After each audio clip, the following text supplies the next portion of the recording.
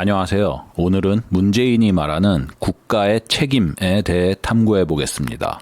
2017년 12월 4일 문재인은 전날에 있었던 낚싯배와 유조선 충돌 사고로 십수명의 낚싯배 승객이 사망하자 다음과 같은 반응을 보였습니다. 충돌 사고로 어제 희생되신 분들을 위로하는 묵념의 시간을 잠시 갖도록 하겠습니다. 일동 묵념. 이유 여하를 막론하고 이 같은 사고를 막지 못한 것과 또 구조하지 못한 것은 결국은 국가의 책임입니다. 국민의 생명과 안전에 관한 국가의 책임은 무한 책임이라고 여겨야 합니다.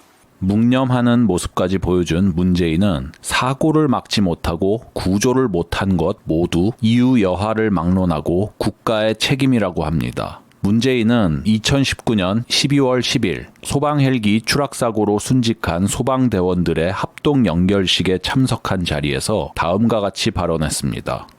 다급하고 간절한 국민의 부름에 가장 앞장섰던 고인들처럼 국민의 안전에 대해 대통령으로서 무한한 책임감을 가지겠습니다. 그로부터 얼마 지나지 않은 2019년 12월 17일 문재인은 다시 한번 국민의 안전이 정부의 책임임을 강조합니다. 안전은 국민 삶의 기본이고 성숙한 사회의 척도입니다. 구체적인 안전관리 책임이 민간에 있거나 사회적 논의나 입법이 지체되는 사정이 있다고 하더라도 안전에 대한 궁극의 책임은 정부가 지지 않을 수 없습니다. 설령 구체적인 안전관리에 민간의 책임이 있다고 하더라도 궁극의 책임은 정부가 지는 거라고 합니다. 그런데 문재인이 임명한 분들의 생각은 문재인과는 사뭇 다른 것 같습니다. 우한 코로나 바이러스 사태에 대한 문재인 정부 사람들의 인식을 보시죠. 먼저 박능후 보건복지부 장관입니다. 가장 큰 원인은 중국에서 들어오는 우리 한국인이었습니다. 애초부터 들어오면서 우리 한국인이라는 뜻입니다. 중국에서 들어오는 우리 한국인.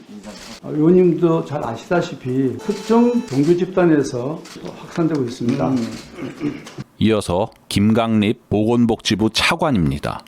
국민 여러분들께서도 여러 번 제가 브리핑에서도 거의 매일 강조를 하고 있는 것이 이제 1차적 방역의 책임이 국민들 개개인에게 있다라는 겁니다. 정리하겠습니다. 책임진다는 말은 누구나 할 수 있습니다. 그러나 정말 책임을 지는 것은 아무나 할 수 있는 일이 아닙니다. 문재인이 어떤 감언이설을 늘어놓든 간에 문재인의 본심은 그가 임명한 자들의 말에서 충분히 드러나고 있습니다. 오늘은 여기까지 하겠습니다. 감사합니다.